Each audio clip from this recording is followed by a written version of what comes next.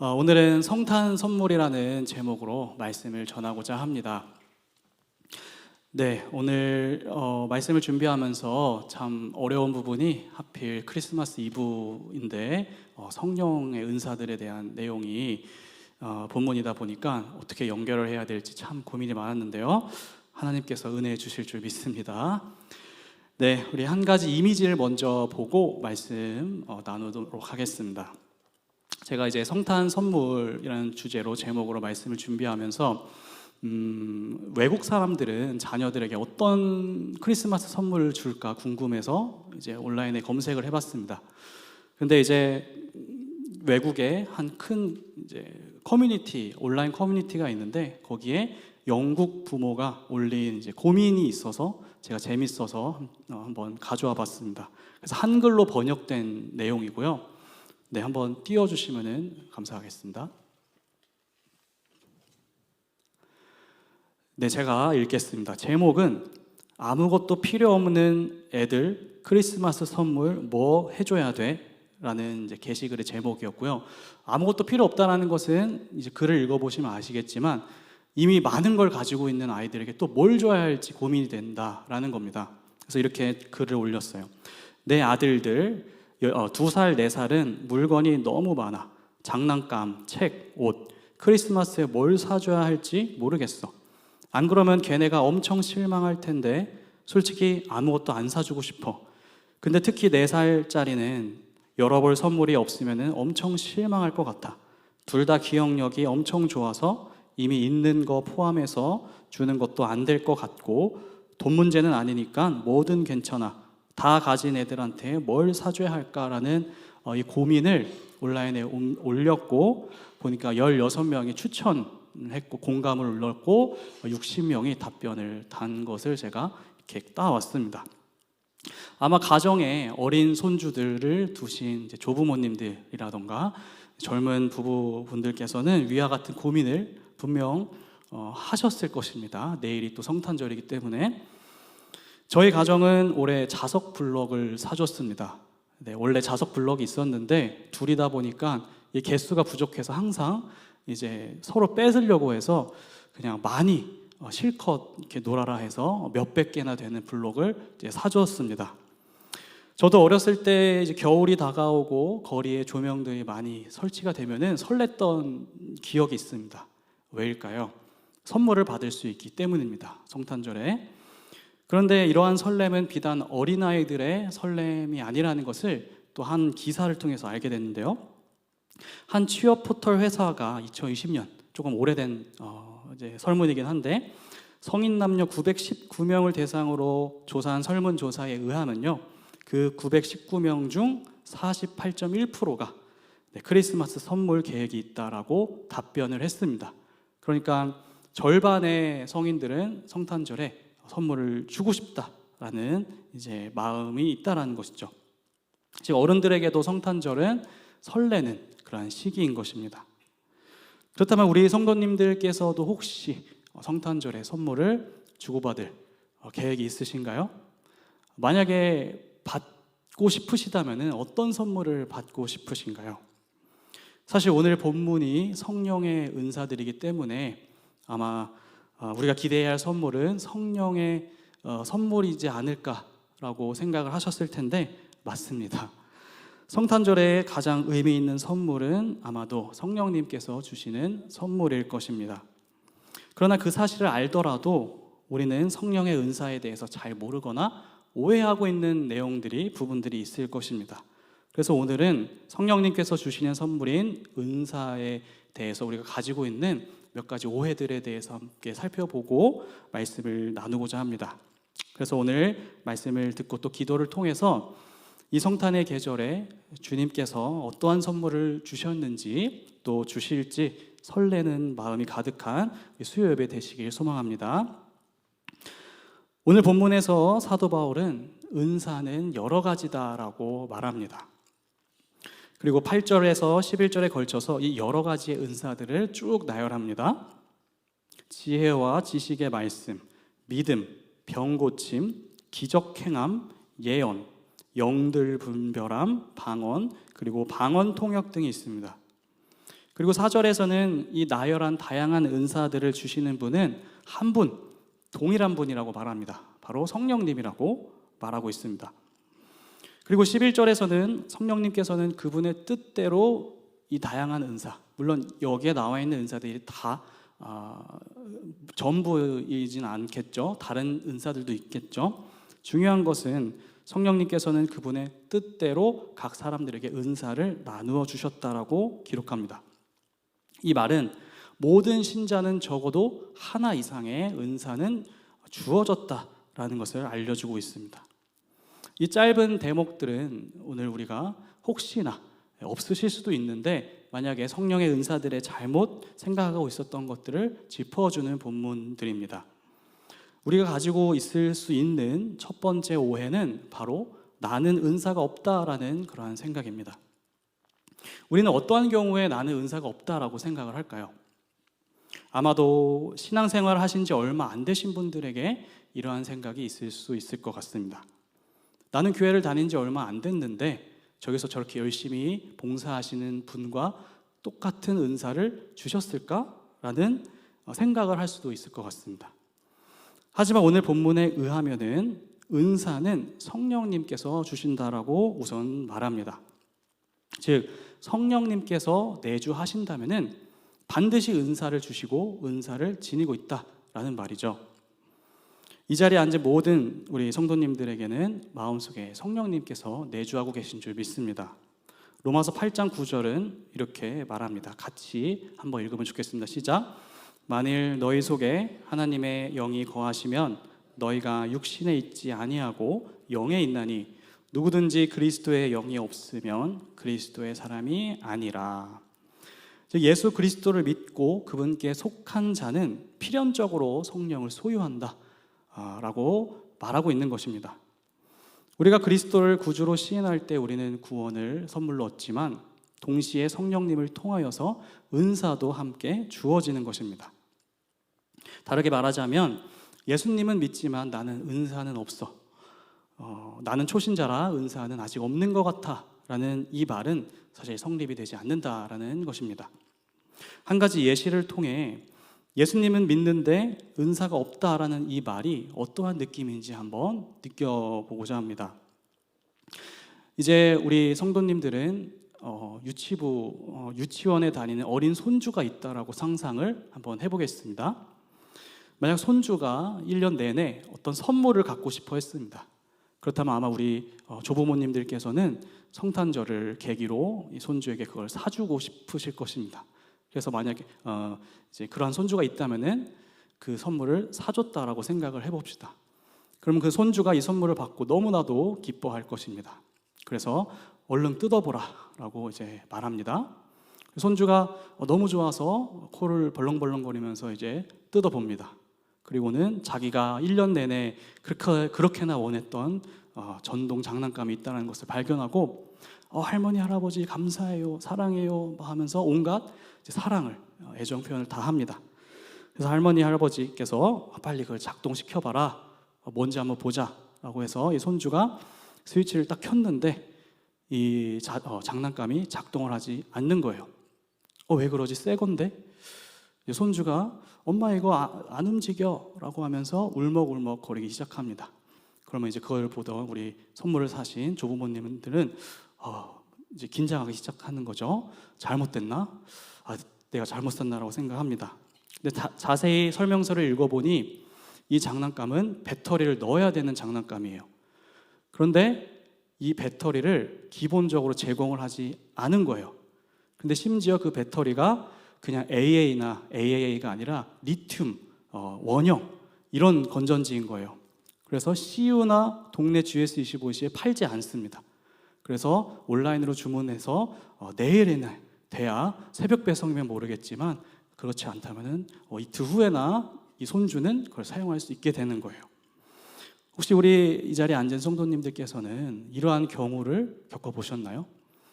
또 완제품을 샀는데 내가 별도로 뭔가를 추가로 구매를 해서 장착을 해야만 이 제품을 작동시킬 수 있고 사용할 수 있는 그러한 경우라면은 소비자 입장에서 정말 너무 실망을 할 것이고 사기는 아니지만 사기 당했다라고 느낄 정도입니다. 그렇기 때문에 사실 오늘날에는 이러한 경우는 사실 없어요. 왜냐? 그 배터리 그냥 얼마 안 하니까 넣어주면 되거든요. 그런데 만약 은사라는 이 성령의 선물도 구원을 우리가 예수 그리스도를 구주로 영접하고 구원을 받은 후에 우리 스스로의 노력으로 이 성령의 은사들을 얻어내야 하는 것이라면은 아마 어떤 분들은 그냥 은사 그냥 없어도 돼라고 포기하고 살거나 또는 반대로 자신의 공로를 통해서 은사가 얻어졌다라고 자랑하는 사람들이 생길 것입니다. 그런데 하나님께서는 결코 그렇게 일하시지 않는다라는 사실을 오늘 본문을 통해서 우리가 알 수 있습니다. 우리가 예수 그리스도를 구주로 시인하면 성령님께서는 반드시 우리에게 선물로 성령의 은사를 주십니다.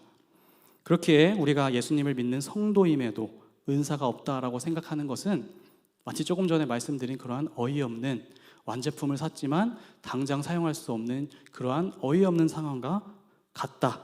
그렇게 되어도 괜찮다라고 생각하는 것과 마찬가지입니다. 그렇게 혹시나 그러한 생각을 가지고 계신 분이 계셨다면 성령님께서는 선물로 은사를 반드시 주셨다라는 그러한 사실을 꼭 기억하시길 바랍니다. 우리가 은사에 대해서 갖는 두 번째 오해는 은사의 유익함을, 좋고 나쁨을 주관적으로 판단하는 것입니다. 사실 우리 개개인은 각자가 부러워하는 은사들이 있을 것입니다. 각자 다를 것이에요. 어떤 분은 무대에서 주목받는 것을 좋아해서 찬양이나 율동의 은사를 좋다고 생각하실 수도 있고, 어떤 분은 기도를 너무 멋지게 하고 싶어서 통성기도나 방언의 은사를 좋다라고 생각할 수도 있습니다. 또 어떤 분은 몸을 부대끼면서 체육 활동을 하며 사람들과 어울리는 것을 좋아해서 운동신경을 좋은 은사라고 생각하실 수도 있겠습니다. 그런데 지금 말씀드린 이 세 가지 은사를 좋다고 생각하는 이 경우의 기준들은 사실 다 개인적이고 주관적인 것들이었습니다. 무대를 서는 게 좋아서, 기도를 멋지게 하고 싶어서, 사람들과 어울리고 싶어서 어떤 특정 은사를 좋다고 여기는 경우인 것입니다. 그런데 바울은 은사를 이처럼 개인적인 차원에서 판단하는 것이 잘못됐다라고 분명하게 말합니다. 그리고 사실 그 당시에 고린도 교인들이 그러한 실수를 범했기 때문에 바울이 더 강조해서 이야기하고 있습니다. 그래서 바울은 7절에서, 오늘 12장 7절에서 이렇게 말하고 있습니다. 같이 읽어볼까요? 시작. 각 사람에게 성령을 나타내심은 유익하게 하려 하심이라. 아멘. 여기서 유익이라는 표현은 우리 개인의 유익을 위해서 주셨다라는 의미로 유익을 사용한 게 아니라 교회의 공동체의 유익을 위해서 주신 거다라는 뜻으로 이 유익이라는 표현이 사용된 것입니다. 그래서 바울은 8절에서 또 10절에 걸쳐 다양한 은사들을 나열하고 11절에서 이 모든 은사들은 성령님의 뜻대로 각 사람에게 나누어 주셨다라고 더불어서 기록하고 있는 것입니다. 우리 12장 11절도 한번 다 같이 읽어보겠습니다. 시작. 이 모든 일은 같은 한 성령이 행하사 그의 뜻대로 각 사람에게 나누어 주시는 것이니라. 아멘. 우리의 주관적인 기준에 의해서 때로는 어떤 특정 은사들이 좋아 보일 수도 있습니다. 그래서 때로는 왜 나에게는 저런 은사를 주시지 않으셨나라고 생각할 수도 있습니다. 반대로 나는 어떤 좋은 은사를 가졌기에 나는 대단해라고 자만심을 느끼는 사람들도 있을 수도 있습니다. 그러나 은사를 주신 성령님의 뜻은 우리가 은사들을 개인의 유익이 아니라, 아니면 교만함의 근원이 아니라 교회 공동체의 유익을 위해 주셨다라는 것을 우리는 오늘 본문을 통해서 기억해야 하는 것입니다. 그렇다면 우리의 개인적인 기준으로 은사들의 좋고 나쁨을 판단하는 것은 결국엔 성령님의 크신 뜻을 거스르는 일이 되는 것입니다. 저도 사실 개인적으로 부러워하는 은사들이 있기는 합니다. 사역을 하다 보면은 사실 데코를 해야 될 때가 참 많습니다. 인쇄물에 데코가 들어가기도 하고요, 부서실을 예쁘게 꾸며야 할 때가 있습니다. 그런데 아무리 참고하고 여러 해 동안 그렇게 해봤지만 아무리 예쁘게 꾸미고자 해도 기본 이상은 안 되더라고요. 그냥 평범하게 풍선 이렇게 꽃 풍선 한다던가 아니면은 누구나 생각할 수 있는 정도의 느낌이더라고요. 그래서 저는 사실 이러한 데코, 뭐 디자인이나 미술에 감각이 있으신 분들의 그 은사들이 참 부럽게 느껴집니다. 그런데 오늘 본문을 통해서 사실은 그러한 생각은 하지 말아야겠다는 생각을 저도 하게 되었습니다. 나에게 부족하거나 없는 은사들에 집착하기보다는 성령님의 뜻에 순종하는 태도가 더 필요하다라는 사실을 저도 깨닫게 됩니다. 왜냐하면 성령님께서는 랜덤으로, 즉 임의로 하늘에서 은사들을 뿌리시면은 선착순으로 그 은사들을 갖게 하신다거나 아니면은 정말 랜덤으로 사람을 고려하지 않고 아무렇게나 주신 것이 아니라 하나님의 성령님의 뜻대로 주셨다라고 기록하고 있기 때문입니다. 물론 우리는 그분의 뜻이 무엇인지는 잘 알 수 없겠죠. 그런데 우리에게 반드시 좋은 뜻을 담아 선한 목적으로 은사들을 주시지 않았을까 생각을 해봅니다. 그래서 저는 성령님께서 우리 성도님들 한 분 한 분에게 그분에 따라 꼭 필요한 은사를 주셨으리라 확신합니다. 이제 마지막 오해는 은사는 있는데 교회의 유익을 위해 사용하지 않으려는 그런 마음입니다. 그런 마음 저도 참 이해가 가는데요. 저도 신학 공부를 하기 전에 주일학교 교사를 했었는데요. 중등부 교사, 초등부 교사를 했었는데 젊은 교사들이 많이 없었어요. 그러다 보니까 목사님이 항상 뭐가 있으면 저에게 부탁을 했습니다. 선교를 가야 되는데 발대식 영상을 만들어 달라. 그리고 선교도 같이 가자. 또 뭐 제자 훈련하는 교회였는데 제자 훈련 교사를 해달라. 토요일마다 나와야 됐거든요. 그리고 뭐 토요일 새벽에 등산을 가야 되는데 아이들을 지도하는 교사를 해달라. 그래서 절반은 거절하고 절반은 제가 한다고 했습니다. 그런 마음 저도 참 이해가 갑니다. 왜냐? 평일에 직장과 가족을 또 돌보셔야 하고 심지어 주말에 근무하시는 분들도 많은 걸로 알고 있습니다.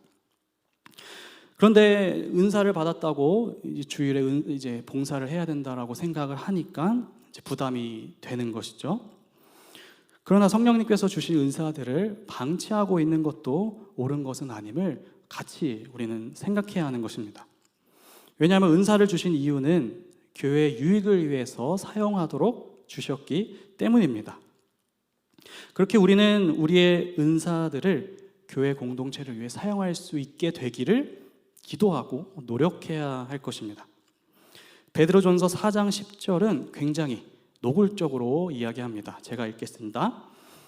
베드로전서 4장 10절입니다. 각각 은사를 받은 대로 하나님의 여러 가지 은혜를 맡은 선한 청지기 같이 서로 봉사하라라고 기록하고 있습니다.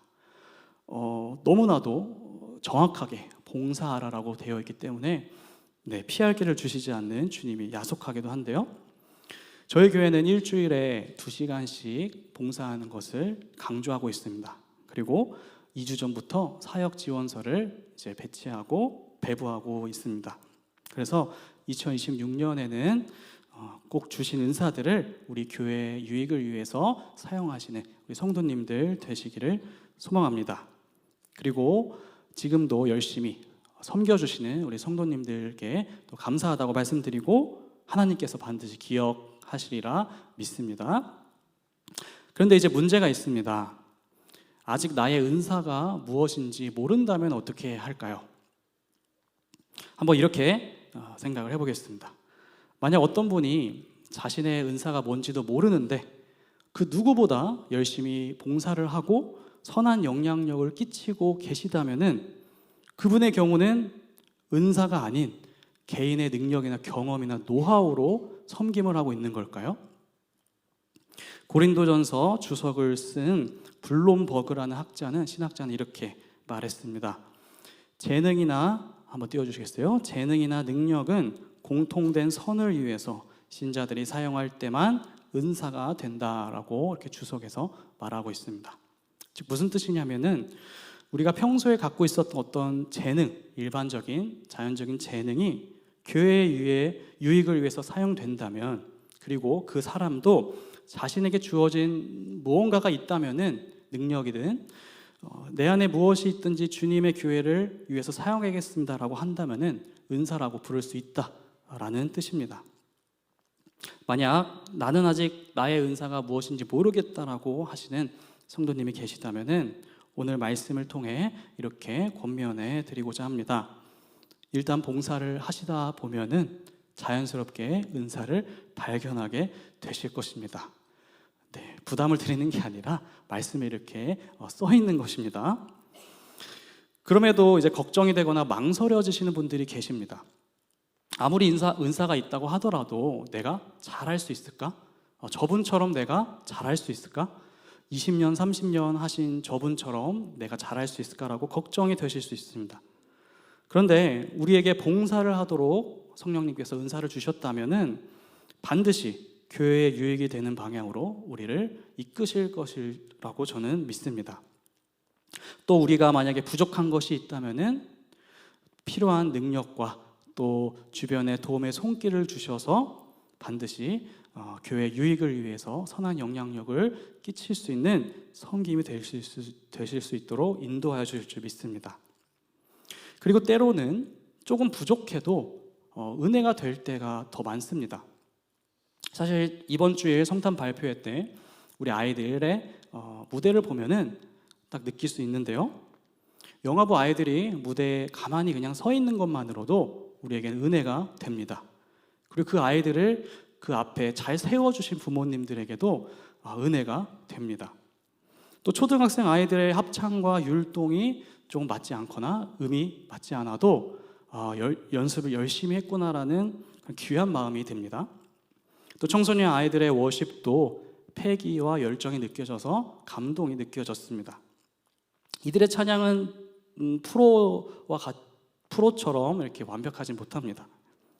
하지만 잘하고 못하고를 떠나서 이들의 무대에 서 있는 그 모습만을 통해서도 우리 이번 주일에 참석하셨던 많은 분들에게 영적인 유익을 주신 줄 받았을 줄 믿습니다. 하나님은 이처럼 우리의 예상을 뛰어넘어서 우리를 사용하십니다. 그러니 어떠한 섬김이든지 우리 성도님들께서 담대하게 섬기고자 나아갈 때 분명 우리가 기대한 유익뿐만 아니라 우리가 예상치 못한 은혜들도 유익들도 반드시 주시리라 믿습니다. 이제 말씀을 정리하고자 합니다. 성탄절은 항상 설레임과 기쁨이 가득한 시즌입니다. 올해 성탄절에 우리 성도님들에게는 어떠한 서프라이즈가 있기를 기대하시면서 오늘 이 자리에 또 내일 성탄절을 맞이하고 계신가요? 이번 크리스마스 이브에 우리에게 고린도전서 12장 본문을 주신 이유는 다 하나님의 뜻이 있을 거라고 생각합니다. 어쩌면 우리에게는 아직 포장을 뜯지 않은 선물이 있을지도 모릅니다. 바로 성령님께서 우리에게 주신 선물인 은사를 아직 풀지 않았을지도 모릅니다. 우리 안에 내주하시는 성령님께서는 그분의 뜻대로 우리에게 반드시 하나 이상의 은사를 주셨습니다. 이는 세상의 그 어떤 선물보다도 값진 영적인 선물인 것입니다. 그렇다면 그 값진 선물이 무엇인지 포장을 풀어서 확인해보는 우리 크리스마스 이브가 되었으면 좋겠습니다.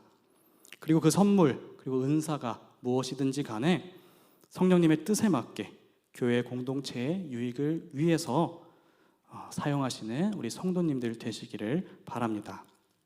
그리고 또한 지금까지도 묵묵히 섬겨주시는 모든 성도님들은 하나님께서 다 그 모든 섬김들을 기억하고 축복하여 주실 줄 믿습니다. 이 성탄의 계절에 우리 교회에 영적인 유익을 끼치고 또 함께 그 영적인 은혜를 누리는 기쁜 시간 되시기를 우리의 가장 큰 선물 되신 예수 그리스도의 이름으로 축복합니다. 아멘.